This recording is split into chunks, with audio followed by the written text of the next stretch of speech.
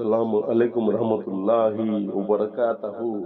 मोअज़्ज़िज़ नाज़रीन, आज की अच्छी बात यह है कि माशा अल्लाह सुकून की झोपड़ी परेशानी के महल से बेहतर है। शुक्रिया मेरा चैनल देखने के लिए। आप इसे ज्यादा से ज्यादा सब्सक्राइब करें। आप मुझे फेसबुक पेज में भी फॉलो कर सकते हैं।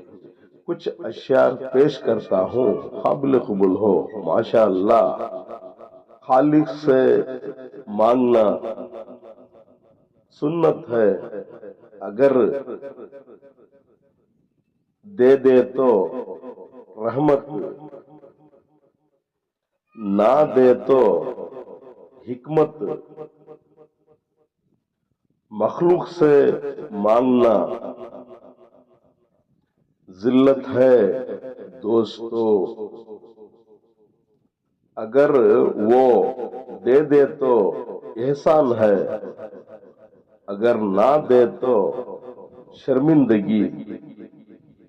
हर हमेशा अल्लाह से मांगा करो, वो देगा जरूर इंशाअल्लाह। बस यकीन और सब्र होना चाहिए।